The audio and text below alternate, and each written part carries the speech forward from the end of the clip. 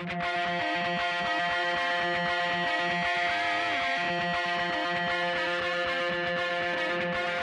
listening to the Roofing Success Podcast, a show created to inspire roofing contractors to achieve optimal success in their roofing businesses.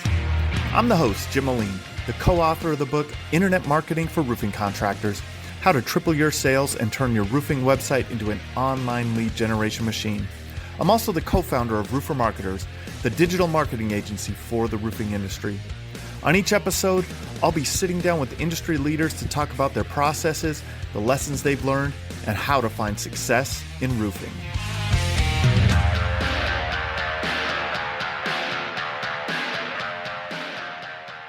Hey, welcome to another episode of the Roofing Success Podcast. As always, please subscribe, please comment, please share. It helps get our content out to more and more roofing contractors to help them find success. If you want to continue the conversation beyond just this podcast, go into Facebook, type in Roofing Success, and join the Roofing Success Facebook group. Another successful contractor on here with us today from the great state of Texas, which we've had a lot of companies on here from Texas, and there's something about the roofing business down in Texas. What do you think, Kevin? Yeah, it's definitely different. We like to think it's in the water. We're kind of bred a little different out here in the Lone Star State. Yeah, so Kevin Ebbs with Design Roofing down in the Lone Star State. Hey, Kevin, kind of tell our audience a little bit about yourself, a little bit about how you got into the business and how Design Roofing came to be. Yeah, absolutely. I think a lot of it in our belief was very God ordained. We were, myself and my business partners were all in the fitness industry for quite a while, and did exceptionally well there. But we just started to see our talents and abilities blossom to a level, I think, where we were ready to kind of break the chains of what we knew and what we had spent so much time doing. So fortunately, we had seen a glimpse of the industry and, what it could entail when you really applied yourself fully. And from there, we put our toe in, kind of got a feel for, how attainable, how possible it was and what could be done if you decided to go all in. And, from there, the pieces started to fall. So, currently we are, open in the DFW Metroplex in Austin and Houston, and our San Antonio office actually today was nominated for the #1 roofing company in the Metroplex. So it's been an absolute blessing, to be honest. Awesome, man. And so from the fitness industry into roofing, there's so many stories. I hear the story many times on this podcast. It's like roofing isn't something that people strive to jump into this industry, but there's so many good people end up here. It's kind of a cool thing. So what, you guys are down in Texas, so your ideal client probably, hail fell on their home, I'm guessing, yep. Right? Yep. That's kind of how it starts off is, we had some hail or my neighbor's got a roof and I don't know how or why, and I want one. So it's really the two different avenues we see most. Yeah. So what do you do? What are you guys doing to, most successfully to, on the marketing side to get those homeowners to know who you are, make that phone call and sign those contracts? So, we operate pretty different than most companies. I think before we decided to really roll design out, we, sat down for about 4 to 6 weeks in preparation and getting an understanding of what industry standards were like, where, the areas of opportunity could be and just different strategies and ways that different contracting companies play the game. We do things very, very different. I'll be very candid with you. We don't spend money on marketing. We don't run ads. We don't put forth this monthly or weekly or quarterly budget towards marketing. The way we look at the business is where we allocate our time, effort, attention, and even financial resources has to be conducive to the habits that we're trying to create. And the habits we want to create is getting our team, our guys to be both self-sufficient, self-sustaining, and not necessarily dependent on anyone other than themselves for their success. So I've seen a lot of roofing contractors who put so much money into, and look, the marketing people are going to hate me, but so much money into like Facebook ads and Instagram ads and these canvassers But the question that we asked ourselves is, hey, maybe it works sometimes, maybe it works, doesn't in most, but what habits are you creating in between that? And the companies that live off of the marketing budget, they also die off of the marketing budget. You're leaving your success in the hands of, a third party company that may not be performing or even have the intention to perform at the level that you do, right? So the way we look at it is, when we got into roofing, our game plan was not to be just another roofer or to be another face in the room or another company to therefore compare when it's time to get your roof replacement. I mean, we wanted to, from day one, we wanted to dominate the industry. We wanted to be the best there is.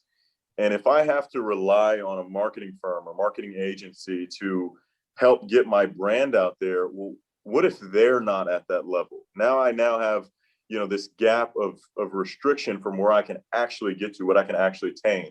So when we look at what could have been a marketing budget, we prefer to put that back into our people. We prefer our marketing budget to say, listen, if you can do these things, do it at a high level, do it with the best intention, the greatest attitude, and you follow our core principles, that so-and-so amount of money we would have spent, we're just going to take you out to dinner, or we're going to give you things to show you how much we appreciate the work that you do. And we're going to help support you in these things and offer, different bonuses and incentive programs.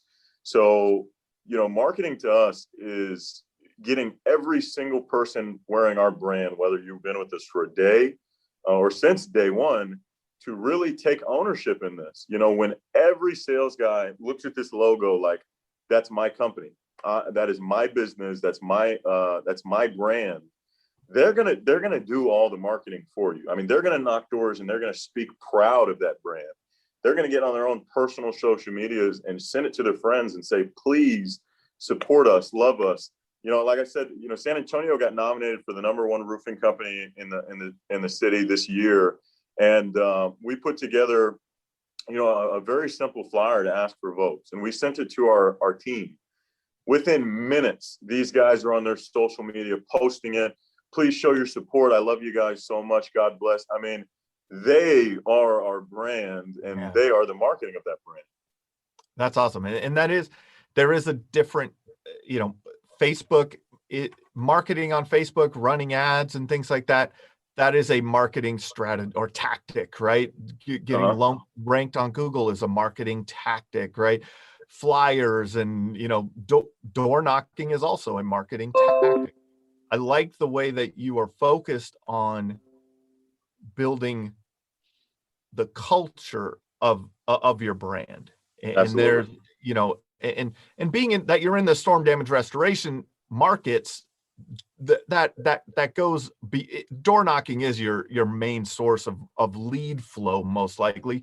But if you develop that brand properly, like you're saying, your salespeople were right. Let's go get these votes. Let's go. Like they're bought in to the culture of the company. So they are marketing themselves. They are marketing themselves as a representation of design roofing. Of the brand, absolutely. Yeah. And again, when that culture is so strongly enforced that everybody does take ownership of it, it's almost an unwritten rule. It doesn't necessarily have to be explained as much, right? Like, to give an example, and this is kind of how we discussed it, if I, as an individual, decided one day I wanted to open a small business, right? Let's say I was selling things online or whatever it was, my talent, my God-given abilities were, washing cars. Me as an owner, let's say I'm the only individual employee of this car washing company. You're not going to have to ask me to brand it. You're not going to have to ask me to talk about it when I'm at dinner or to bring it up at family functions or to mention it all the time, because I'm passionate about it. I love it. Well, the biggest concern I see, and also simultaneously one of the greatest areas of opportunity I see in this industry, and that we try our best to master, and I recommend to every contractor, why don't you, instead of trying to pretend you're head honcho and your guys just work for you, right? I see Smith's Roofing and there's only one Smith, or I see Jim Johnson's Roofing and there's only one Jim Johnson. So everybody's like, I sell roofs for this place. Well, what happens when every single person says, well, design's my company? What if you started 3 days ago and you said, no, this is my company. I'm a designer, they're all at family functions, and they're all at the pool on Saturdays, and they're wearing their T-shirts and they're wearing their hats. I mean, it's so proud to us as a unit of leaders when we look on Facebook and we see our guys out with their ladies at dinner, or they're at something that has nothing to do with roofing, and they've got on a shirt, or they've got on a hat, or they've got on our lanyard, and it just shows the pride in what they do and how and the level that they're playing at. That is the greatest brand you can have, because again, I could pay for endless amounts of branding, right? What am I going to get? Exposure, maybe a visual, maybe a quick notice, but the branding in which guys will speak and the passion they have in that, man, it honestly is contagious. People hear it and they're like, man, that's so awesome of you. I'm so happy for you. And then they talk about it. They say, hey, did you hear, Evan's got a new job. He has an amazing career. He's so happy. And then his mom's telling everyone. So, no doubt a lot of the nitty gritties of roofing, they're going to be there, right? You're going to have to knock doors. You're going to have to fall in love with knocking doors. But such an area of opportunity we've noticed, and that I encourage, if everyone on your team, no matter their duration, skill set, talent level, success margins, whatever, if they all look at that brand, the logo that they wear, and say, that's mine, man, it changes so much of just how your company is operated on a day-to-day level. That is for sure. There is no doubt about that. There's a pride level to it that they show pride in it. And from a marketing perspective, that, the reason that companies focus on branding is so that they are a trusted, it's to build trust, right? Yeah, to build credibility. Absolutely. Build trust and credibility with the homeowners in their area, or the, project managers and building owners, and, people who need your services. It's, why Coca-Cola is running brand. Everything is about branding. Nike and Coca-Cola and all these things is building that trust. And so having an army of people out there actively contributing to that building of trust and being dedicated to it, that's an amazing feat. So how the heck did you do that? Right. That's the second question. You can explain it and make it seem so easy. And then it's like, well, how do I accomplish that? So, I'm a firm believer that you cannot establish a culture of anything. I don't care what you do. You cannot establish a culture until you first establish an identity. When you play any team sport, whether that's roofing, if you play basketball, if you play anything that requires teamwork and some form of chemistry, until you try and worry about what your culture is, you have to establish, well, what is our identity? What is it we're trying to accomplish? What is our game plan? What is our goal? You have to first sit down and you have to determine how are we planning on playing the game? And in roofing, there are many, many, many different ways.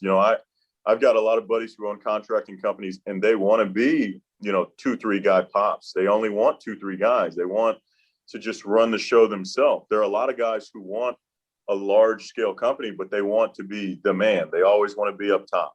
There's so many different ways to play this. And the reason that was so, I wouldn't say easy, but so simple for us is because our establishment was, when we decided to play the game, it was to dominate, and it was to dominate as a brand. We don't care who the face of it is. Most of the things we create in terms of flyers or branding or door hangers or anything, there's a different face every time. I mean, it could be a guy we hired 2 days ago. We're going to put him on the front page of everything, because the way we play the game is we want our brand to become a household name. We want to get to a point where when you say, I need roofing, or I need gutters, or I need some form of exterior restoration work, there's us, and then there's everyone else. We're not even in that comparison. And quite frankly, I don't care which one of us you call. I don't care if you call Jimmy, Jessica, Shelly. I don't care if you call David. I don't care who you call. I just want you to use this brand.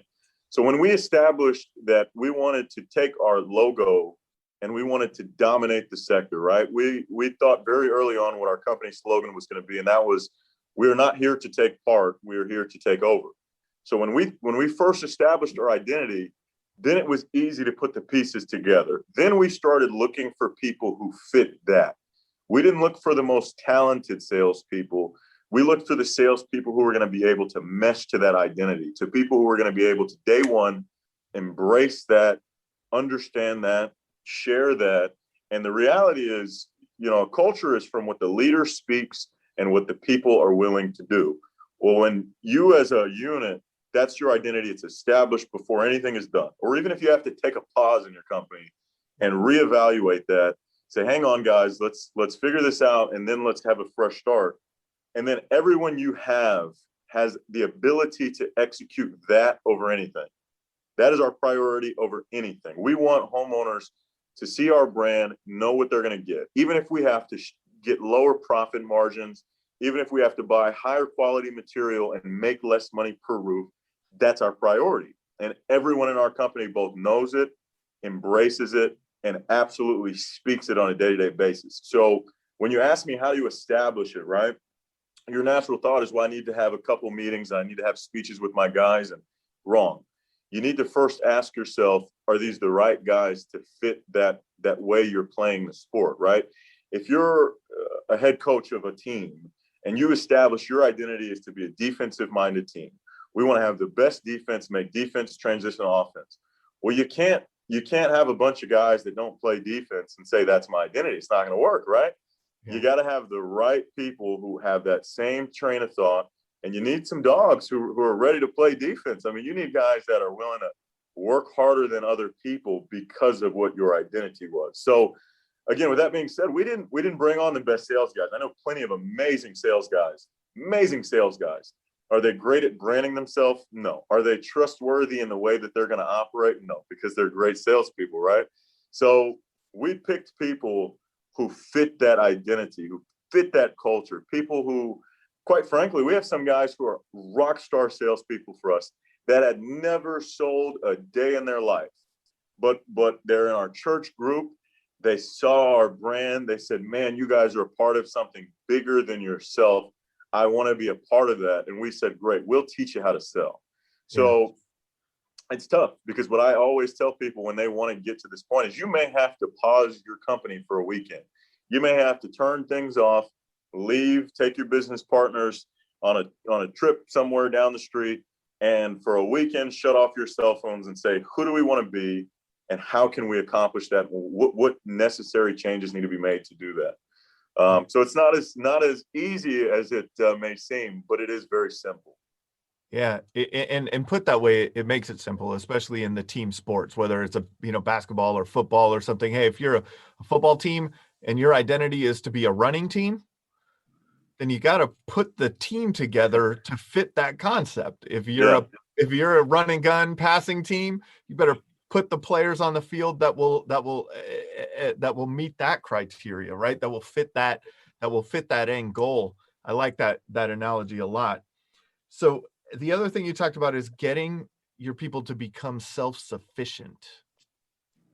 So now you've attracted them to your company, and they're bought in the hey, we're going to be the dominant force in roofing in Texas, or maybe the world. I don't know how big these goals are. 10x. They're bought into the brand that this is their shield also, and they're gonna do that. You may have to train them, like you said, into becoming a salesperson, but they're bought in on the strategy of the and what you are as a team. So walk us through, like, how do you take that person from there and make them self-sufficient? Absolutely. So we do things different, right? The way we run our play is different than any other roofing company I've ever seen. But this is something that we put a lot of thought in how we want it to operate. So I'll give you a little insight to how we do things here at Design. If you come to work for us and you're going to be a project manager for us, I don't care where your level of experience is, sales experience, it is irrelevant to us. For your first 5 sales, your first 5 roofs, you're in a training program with us, meaning you are not allowed to do any of the steps without your appointed leader. Now, we have created a hierarchy that allows every person to get very close attention by someone who is in their geographic area, who has been appointed a leader, who has that same passion and culture with us and has enough expertise to be able to do that. So let's say, Jim, I brought you on, you said, hey, I want to sell some roofs. Well, when your first, 5 adjuster meeting comes, even if you tell me, hey, Kevin, I think I'm pretty confident in this one, someone's going to be there. Someone is going to be there. And all of our leaders wear black shirts. Our sales guys wear red. So we say, hey, no matter what, for your first 5 adjuster meetings, there will be a black shirt there to show you how an adjuster meeting goes, to help you with the insurance, because you're very likely going to be nervous. It's going to be sweating. You're going to be scared. The adjuster's going to say blistering, and you're going to go, okay, sounds good, right? So someone's going to be there to kind of take the lead, and you're just there to shadow, right? When your estimates come in, the first thing you do is you upload it to our CRM, and a black shirt is going to take a look at it and make sure it doesn't need to be supplemented or if it's ready to sign. When that signing comes, if this is not your fifth sale, you don't say anything. You are only there because you're the person who's making contact with that homeowner. You know that homeowner, but that black shirt is the one who's going to do that signing for you. And when it's done, they're going to sit in the car with you and they're going to review it. They're going to get you to understand that. Now, when it's time to get paid, you will be paid full commission for your sale. So our black shirts, they are embracing this, because at a certain point after your fifth sale, we're going to do an evaluation and say, hey, are you ready to get out of training? And if they say, yep, after these 5 sales, Kevin, I feel very confident. Shelly showed me all of these signings. I'm feeling very good about it. And at that point, we'll take you out of training. We'll give you a commission increase. You'll get a little bit more money. And now you're able to, run off and into the community, do your thing. And if you need us, you have us, we're around. And you're still under, a leader who's checking on you, who's helping you in the door knocking, who's, meeting with you every Saturday just to touch bases with things. But it doesn't matter if you sold roofs at Jimmy Johnson's Roofing, or if you just came from McDonald's. You're going to be in the design training program, and that puts you in a state where you have that comfort of, hey, even though I may kind of have it, I get to see how you guys do things. I get to see how you guys operate your business, and how you do these contract signings, and how you treat these homeowners. So it's very simple for us because of the way we've actually aligned our business. I'll give you a quick tidbit insight just to give you a little summary, not to talk too long, but we brought on a guy from the church group named Al. Amazing guy, one of the best kind-hearted people I've ever seen in my life, but he didn't have any sales experience. I mean, the first day knocking, you could see the terror in his eyes. Well, because his team lead, Shelly, was just with him throughout that entire process, he's been with us for about 6 weeks. And yesterday, on a 2-for-1 day, they sold his 6th and 7th deal. And the guy today, mind you, no sales experience in his entire life. This guy today has all the roofing gear. He looks like a roofer. He speaks like a roofer. His homeowners absolutely love him. They leave 5-star reviews every project. And if you looked at this guy, you would have genuinely thought he had been in sales his whole life. And we asked him, Al, you've had a great level of success. Where has this come from? And his first response was, Shelly did a phenomenal job at teaching me. She is my biggest mentor in life right now. That line sums up what our company represents, and that's growth and mentorship. So how do you find or promote those mentors to the person that fits in that? Because that's a key component. Like you said, that's a life changer, right? For they could change people's lives being in that position. It is. And it's tough, right? Because I think every business in the world would be successful if you had those people, right? Yeah. And it's not that easy to find them. But I think we spend, and I say we as in business owners and operators, and I say this because, prior to getting in this game, I was in corporate America. I was in a very corporate stated position of suit, tie, and Indeed, right? And we spend so much time trying to find these mentor-minded, great high-level people, right? And you will, no doubt. You will find them, and they're rare, but you can find them. The difference that we look at things, right, is, well, what if you can groom them? What if you can create them and they will chalk their success in becoming a mentor up to their mentor? So as opposed to creating this business of you work for me and they work for you and they work for you, and everybody's under this system of umbrella.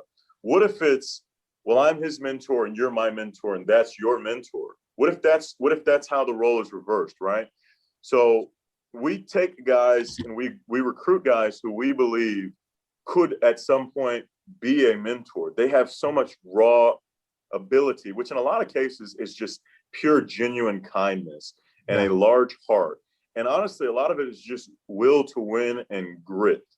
You know, I'll be very straight with you. A lot of the guys that we recruited early on were people who were just amazing people, but maybe had been ruled out at some point. At some point, they maybe made a mistake, and you know, people had chalked it up to, oh, they have so much immaturity, or they're not ready for this, or they're selfish. Small things that were really boiled down to one instance.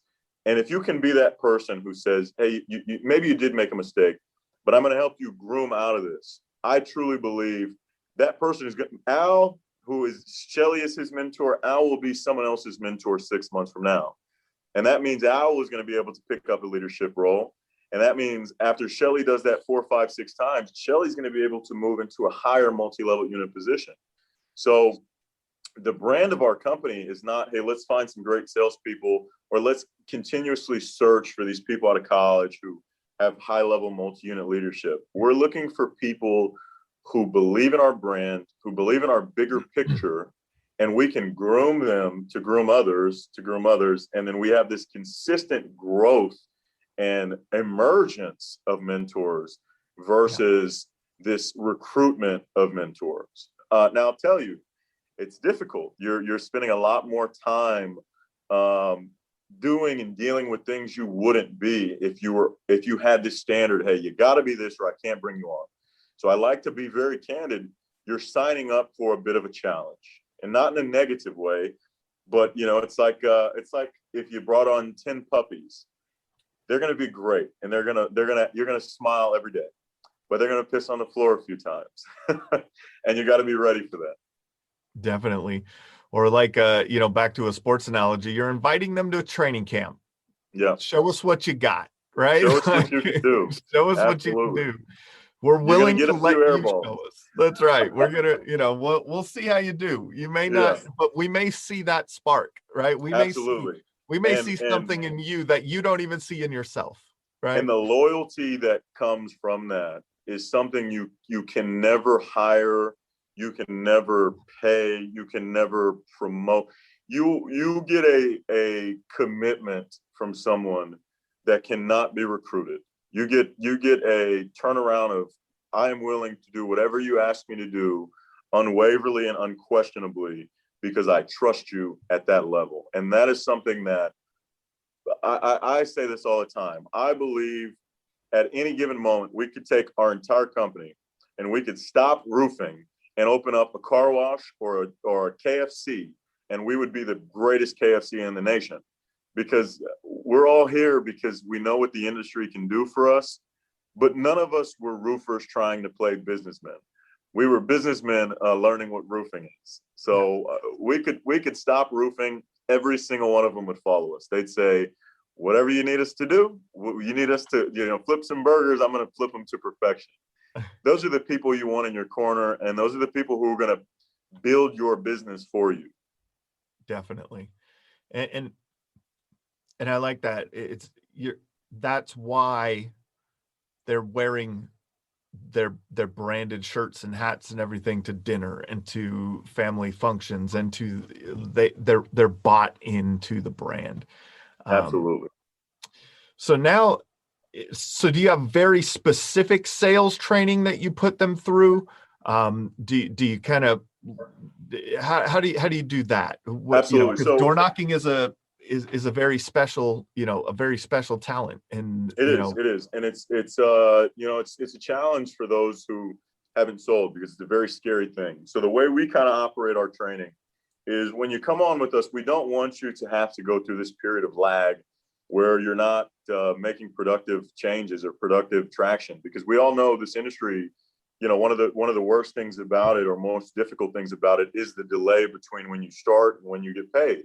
That's just something that comes with it. So we don't want you to come on, spend a week or 2 weeks in a boot camp or whatever these guys are calling these things, to then hit the field, to then get some leads, to then now you've been with the company for 2-3 months and now you're starting to make money. So the way we kind of look at things is, our company is divided into sub-teams of a geographical area. So let's say you come on and you live in, for example, Southeast Houston. Well, we're likely going to put you on that team with the guy who runs Southeast Houston. So let's say it's day one and we've already put you on board. We put you in the system. You've got a shirt. We're going to put you out there with that team. That unit may be in a neighborhood together. And you may be with the leader of that team. And he's explaining to certain things on the fly, how to do it, how to go about it. Well, it's very important to us that when you knock a door, we want someone who knows what they're doing to hear you. The moment you finish that door, redirect you. So there's never a failure. There's never a time where you knock the door. Here's the thing about knocking, right? If you knock the door and you're not getting guys that are going to respond to you, they're not making communication with you, and you go home and you say, man, this sucks. Knocking sucks. You need one of two things at the end of a door knocking day. You either need success or you need growth. People will stay for both. If I have no success, but every time I knock a door, someone's correcting me and I feel like I'm getting better. I feel like I'm getting smarter. I know when I get home and my wife's saying, you look so tired. I can say, well, baby, the success is coming. I can feel it. I know it's coming. I'm getting so much better. I sound so much better than I did 4 days ago. So we've got guys there with you at the door. Let's say they say, hey, you know what, Kevin, go ahead. You can check it out. Great. With your team and your team chat, you drop a pin and someone's going to show up with a wrap truck and a ladder. And it's probably the guy up the street around the corner, wrap truck and a ladder sitting in the front. Look, you're brand new. You're probably driving a Honda Accord. Well, a big old design roofing truck with big wheels and a lift comes up, ladder pops out, throws it up. You get up. The leader of that unit is going to get up and help you, show you what's going on. So you're learning, you're being trained, but it's your lead. It's all your traction. It's your success. You come down, you say, hey, how's it going? And then honestly, because you're within 5 sales, you don't say anything else. The guy who's been doing this for a while is going to talk. He's going to advise that homeowner on the next best steps. He's going to turn to you. He's going to say, put this in your CRM, put this in your system. And you're going to go, okay, I don't know what any of that means, but you're going to do it. And then when it's all done, he's going to review with you. Hey, here's what just happened. And as we're educating the homeowner on the next step, that new guy's kind of listening. And he's like, okay, now I get what's going on, because they're learning the process at the exact same time the homeowner's learning the process. And I'll fast forward that training a little bit. After everything's done, the contract is signed, roof's getting thrown up. Well, when that guy realizes this training he's going through is a deal he's going to get paid for, now he's looking at the entire company. He's like, man, you guys got my back. You guys absolutely have my back. And we tell them one thing and one thing only. One day you're going to do it for someone else. And at that time, you've been showered with this support and this love and this training. And all you're asked to do is do it for someone. Absolutely. Send me someone. I can't wait to do it, because this was so impactful in my career. So the training is typically on the fly. Now, no doubt, we have, large scale offices, and I'm in one of our training rooms in our Dallas office. So when it's raining, of course, we're in the office and we're going over a lot more of the outer field training and how to use your systems and how to read these reports and best practices and ways to overcome objections. So we're doing quite a bit of sales training off the field when we don't have the time to be on the field. But if you start with me, and let's say you give me your career, whether that's today, whenever it is, the way our leaders look at it is, well, you're trusting us. Your family is trusting us. Your financials, your livelihood is now in our hands. And I just don't want to waste too much time. If there's a beautiful day, I want to get you in the field and I want to train you in the field and I want to get you some sustainable success. So that way you can make some money and you can have your bills paid and your wife's not kind of telling you, hey, you need to find a new gig. So it's this sliding scale and balance of, I want to get you out there and have action. And I still want to get you in the office or get you on a Zoom call and train you. So again, those first 2-3 weeks is like how I like to put it. Getting you to about 3, 4, 5 sales, about 2-3 weeks is crucial. And, as a leader, we have a saying we say all the time: we know what we signed up for. When you decided to be a leader, you're not just in this high paying position. You are taking a responsibility and accountability for people's livelihood. We take that very serious, very, very serious. If you got a $1,500 mortgage, I'm going to hold you accountable to that. I'm going to wake you up and say, hey, man, you need to get up. You got mortgage. Where are you going? Oh, I'm going home. Hey, man, the sun is still out. You got a mortgage. So when we hire a guy, we ask them, tell us what your goals are. Tell us what you want to accomplish, and tell us what is needed of you in terms of financial success. And those are how we hold everyone accountable. We don't say, hey, I haven't seen you in 3-4 days. Do you care about this company? We say, hey, I haven't seen you in 3-4 days. How are you going to buy your mom that $180,000 house you showed me 3 weeks ago? And then they go, oh man, you're right. So it's just a very different approach. But again, it's so simple because the identity was established before this person was brought on. So our training is extensive. It is fast paced. It is on the fly. But the way we truly look at it is if I can educate a homeowner on how their roof is going to be replaced in the entirety of those small transactions, you can simultaneously learn that at the same time as making money. Yeah, I like that. And the success, you're getting success or growth. Absolutely. One of the two. They're feeling that paycheck is the paycheck is coming, or they're getting better at their craft, right? And that those two things definitely could motivate someone, especially in the beginning. Now you have that person that's been with you for a while, and they hit a it's sales, right? Sometimes you hit those dry spells, right? And so how do you guys help that person in finding that success or getting back on the success route or growing during that time maybe?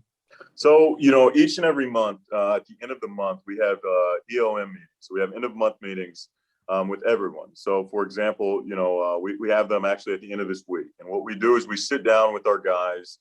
We talk about their success from this previous month. So, we're obviously going to be talking about April. Talk to me about how your April went. Give me some of your stat lines. Show me some of the commissions that you've made. And we spend about 30 to 45 minutes with each person. So it takes us about a day or two per market. And it's really a matter of, hey, let's talk about what you did. Let's talk about what we can read direct. And let's talk about what you want to aspire to do next month. So the farthest out that a guy can really, plateau or fall off the wagon is a month. And at the end of that month, we're going to establish, hey, what happened? What went wrong? Because it's life, right? Any business of sales, a lot of external things are going to affect your internal, right? We're a firm believer there's no such thing as a professional problem. There's personal problems you brought to work. So a lot of times we'll sit down and guys are just going through things, and it affected their ability to sell and their ability to follow up. And that small redirection where you can get guys to really realize what's happening or see that you genuinely care, that you really want to help them, man, it goes a long way, because then they leave that end of month meeting and they have the credibility to say, all right, I'm gonna give it a shot, because it's a brand new month. It's the first of the month. Hey, let's have a rock star month. And sometimes there are guys who have been with us for a while and have had a high level of success, and they start to lose some confidence, right? In the roofing industry, you have to have high confidence more than anything else. You have to. I mean, you have to walk out in the field and your train of thought has to be, there's no roofer better than me. Like when you talk to a homeowner, I don't care if you've been with the company for 4 days. I don't care if you never sold a roof in your life. I mean, I remember before I sold my first roof, I had already studied some stats. I was reading brochures, and my train of thought was, there is not a roofer in the game better than me. So sometimes you just got to re-show these guys that they're doing everything right. They're in the field, they're knocking, they're out there, they're just not having success. And it gets confidence down. That's sales in general, right? Sometimes you got to pull your best shooter aside in a basketball game, look them dead in the eyes and say, keep shooting the ball. I remember I watched the clip. Steph Curry had missed like 4 threes in a row. And Steve Kerr walked up to him and he said, the thing I love about you is you can miss 4 or 5 threes and you just keep shooting it, man. He said, keep shooting. You're the greatest shooter ever lived. And he was down. I mean, dude was looking at the ground. And I don't even need to tell you what happened next, right? So sometimes you just got to pull your guys aside and say, look, I know you're down. I know it's tough, but this is what you do. You are a great salesperson. You can get yourself out of this. Just get your confidence back up. And sometimes that is all it takes. Listen, the greatest basketball teams on planet Earth will have a bad run. All you got to do is call a timeout, get the jitters to slow down a little bit, look them dead in the eyes and say, you got this. And they're going to come out the timeout, lights out. But it's up to the head coach to identify that and call that timeout. You can't just keep letting them run and they're down and they're sad. You gotta recognize that as a leader. And it's not as challenging as it may look, but you got to be in tune with your business. You got to be in tune with your people, or you're not going to be able to identify that. Definitely. So now you've trained this, you've trained the salesmen, the salespeople, and you're getting them successful. I always feel that you have to be confident in what you're selling. So speaking to exactly what you're saying, right? And that helps. That if you are extremely confident in what you're selling, you're going to sell more. So what do you guys do, during build day, on production day when you're building the roofs? What do you guys do that maybe separates you in the eyes of the neighborhood, separates you in the eyes of that salesperson, that makes them feel like, looking at the build that's going on down the street there, they're like, yeah, they're not us? Yeah, absolutely. What are you guys doing there? Yeah, no, that's a simple one. If anyone follows us on social media, you're kind of aware, because when we have installs. So again, let's say it's one of your first 5 installs, your team lead must be at your install. We have a CQO and a quality department who their job is literally just to make sure installs go right. They don't have anything to do with sales or contracts. They're just to make installs go right. So you're going to have a couple leaders at your install, just there for both support and guidance. And typically, if that leader is there, let's say my team lead is at my install, then he's probably sent the address to his entire unit. So most times at our installs, let's say you're on Team Valor, right? We have team names. Let's say you're on Team Valor at your install. There's about a 90% chance, unless there was some freak hailstorm that week or the day before, your entire team is there. And again, a high priority for us is both uniformity and professionalism. If you're a sales guy for us, you wear this red shirt that I'm wearing. Now, you can obviously mix up your hat choices. We have a bunch of hats that you earn at certain levels of sales, and everybody has their swagger that they bring into it. But when you show up to an install for us, we require the crews wear a neon yellow crew shirt. It has our logo on it and says crew. We require, if you do any subcontracting work for us, you must wear this shirt. It's in our agreement. So you show up to this install, the crew is all in uniform with our brand. There's 3-4 wrapped trucks there because the whole team is there. You see 5-6 guys in red shirts. We meet up that morning. We have a quick team meeting. We may have some breakfast. We're all in the sales industry. We have a couple bangs or a couple monsters, and then we disperse in that neighborhood. So if you're a homeowner or if you're part of our team and you show up, the first thing you're going to see is this project going on. You're going to see the logo in 10, 5, 8 different places. You're going to see yard signs. And then you're just going to see 10 guys in these bright red shirts on every roof in your street. And you almost get home from work and you're like, what is going on right now, right? And then next thing you know, hey, how's it going? We're doing complimentary inspections, the spiel. And they look around and every neighbor has a red. They're like, well, I don't want to be the only one not getting a roof. So please, can you please follow me home? And it happens. I mean, we have pulled up to installs where we had a couple guys there, and you get guys in the middle of the street. Hey, can you come check my place out? Yeah. Because we're showing so much support to the guy running the install. We're showing so much knowledge, so much credibility, so much professionalism. And the brand recognition is so high. I mean, the reality is if another door knocker tries to hit that neighborhood, even a month later, they're gonna be like, nah, I don't know about you guys, man. How many people out? You got 2 people? Man, there was like 15 dudes here last week.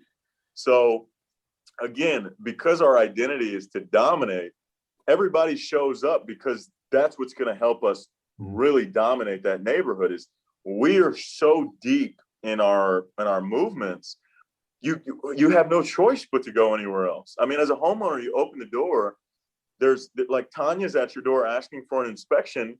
You kind of peek out, you see 4 rack trucks, you see 10 guys in a shirt. What can you say but please? So It's very different. We play the game very different. But the guys look at it. And again, I've been in the industry. I've seen the ones who say, oh, I found a hot spot. I found a gold mine. I'm not going to tell anybody. This is all me. I'm going to knock this for a week. And let's be honest. Yeah, you may get some roofs and you may convince some people to rock with you. But did you really dominate the area, right? Yeah, you get 100% of the people who decided to get the inspection. But what is the percentage of the neighborhood that gave you a yes? If we show up as a unit deep, we may all get 10% of the people, right? But as a unit, we're going to get 60% of the neighborhood. So when you really look at those numbers, hey, you alone could have gotten 4 out of the 50 neighbors and you felt good, right? We're going to get 30 of the 50 neighbors divided into 10. So that means everyone's going to get 3 people. You're going to get 4. You feel like you won. But did you really? That's just the way we play the game. So that is playing to dominate. The companies that I know of and see in the industry that find the most success are the ones that are able to turn that one into many. Yeah. And going in with that attitude, and you could hear the passion in your speaking about it, right? That we're coming in here, we're going to dominate this neighborhood, right? Like, yep. There's no doubt about it. We're here, right? And that's awesome. What do you guys do? You know, you spoke about like getting reviews and things like that. Now you have, many satisfied homeowners in a neighborhood. What are you doing to drive those online reviews to help with that trust factor of your company? Absolutely. So we have laid out an entire process and how our homeowners are treated from the day we knock the door to the day that we're done with them. And we call it the design grind. And in the design grind, and it's all in our training manual, there are very specific things that are done throughout this. 2 major components to what drives so much of our reviews. And if you ever look this up, I mean, they're phenomenal. Our homeowners are so loyal and they're amazing. Well, the 2 major components is one at the install. Throughout the entire project, from when our guys show up at 6:30 a.m. to when we first leave that home, we're updating our homeowners with a photo package. We have a text thread that has our chief quality officer, it has the respected leader of that unit, and it has that direct project manager. And they're all in a chat with the homeowner, or if it's a husband and wife or a mom, we put all the homeowners that want to be a part of this. And we are sending them photos of their entire project from beginning to end. We want them to see that everything we said we're going to do. We want them to see that all the components we talked about are going to be replaced. We want them to see that decking was good. There was no rotting. We didn't just say it. We want them to see that we ripped off the felt, that we laid new drip edge. We want them to see that we caulked the nails, right? And this protects us from some legality problems later of, hey, I don't know if you guys did this. This protects us. We sent it to you. And as this is going on, right, let's be honest, I'd say about 85% of homeowners don't know jack about what these pictures are. They don't know what's happening. They don't know what drip edge is. But they're at work and they look at their coworker and they go, hey, girl, look at my house. And the coworker's like, oh, man, that's awesome. So our homeowners are already in this vibe of just so much knowledge and transparency. And when the project is done, we have our project managers do a completion photo package. Well, that goes on our social media. So if you look at our social media, you'll see all these completion photo packages. But we send that to the homeowner and we tell the homeowner, hey, here's the completion photos of your home. So now they get this. They take so much pride of it. They see the drone shots. They see the before and after. They're showing their coworker, oh my God, look at my house. Look at my house. So there's this hype that's being attracted there. And then right before we leave, we send them the link to our website, which has direct links to all of our review pages. So all they got to do is go on our customer reviews page of our website, and we advise them, hey, type whatever you feel comfortable in, be very honest, and you can copy and paste that to all 3 pages. So that's all they do. They go in, they type whatever they feel, they copy it, they go to the other one, and all of the links are on our website. It's very easy for them. They don't have to look it up or Google it or nothing. Just click the link, boom, they leave the reviews. And again, if you look at them, I don't think we've been in business for a good amount of time, and I don't think we have anything under 5 stars yet. But this is a part of our design grind. It's something we take priority in. It's something that multiple people have hands on deck with. There's no area for someone to drop the ball because there's too many high-level eyes staring at it. If the photos don't come in for 2 hours, someone's calling like, hey, why hasn't there been a photo in 2 hours? What's going on at that job? Oh, boss, I went to lunch. Well, hey, I need you to get somebody out there. This homeowner hasn't received a photo in 2 hours. So these homeowners, they're not leaving reviews because they feel pressured to. They're just reciprocating in the best way they can the level of effort that we put forth during the project. And all we're asking for is a review right after. So in a lot of cases, these homeowners, they feel so in debt to do it. They're like, man, I cannot wait to leave reviews for you guys.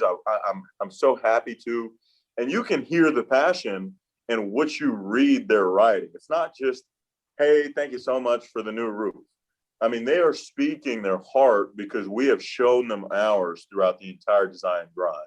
So we, again, people are going to put priority to where you focus it. And our focus is our professionalism, our transparency, and just our general experience that our homeowners get, right? So, again, I've given you kind of our company slogan, but our motto is, your design, our experience. That is how we operate. That is what we wish to accomplish. That is written on our trucks. Every truck you see says, your design, our experience. They pick out their colors. They pick out what they want done. And we're going to give you the design experience. We're going to take you to a new level of contracting. So when you're done with this and you leave your review, the next thought that you tell your husband or your wife or your sister or your mom or your landlord, we can never use anyone else ever again. That anyone else we ever consider is going to be subpar from this point on. We are trying to raise the bar in what contracting is.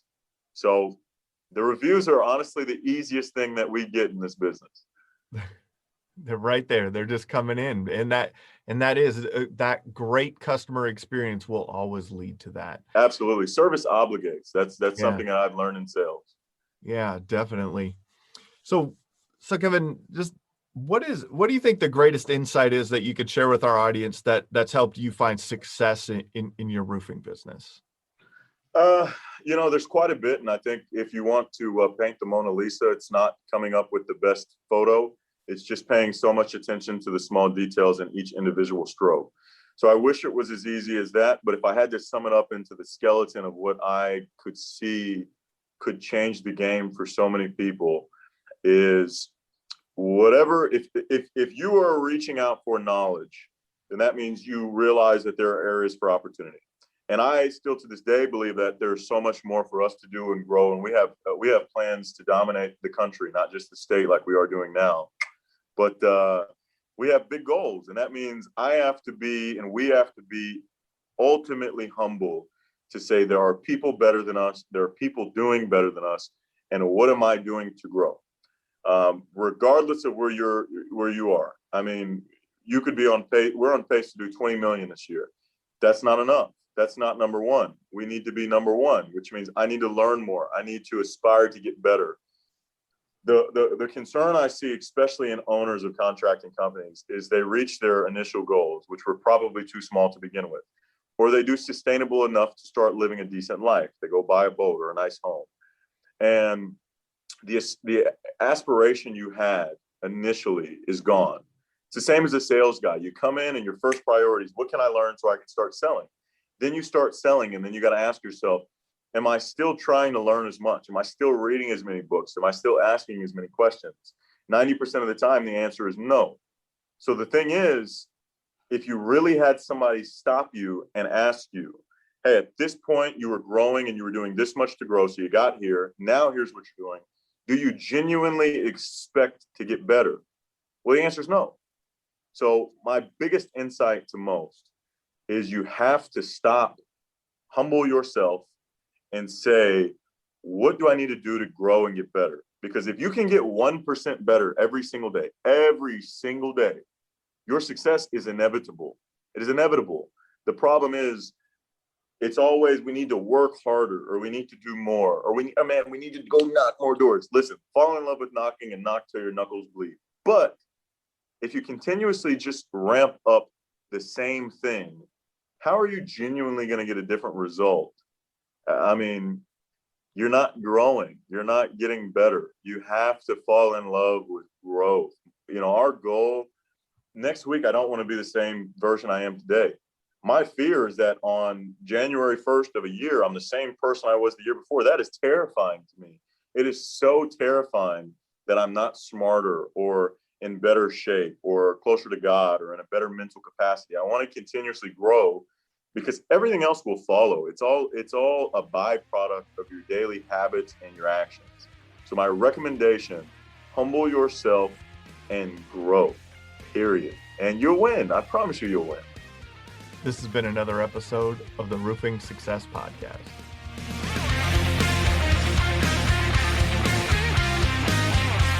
If you would like to generate more sales through your digital marketing efforts, please visit roofermarketers.com and get a copy of the book, Internet Marketing for Roofing Contractors, How to Triple Your Sales and Turn Your Roofing Website into an Online Lead Generation Machine. Also, check the training section of the website for guides on everything from running effective pay-per-click ads to how to properly set up your Google My Business listing. This has been another episode of the Roofing Success Podcast. Thanks for listening.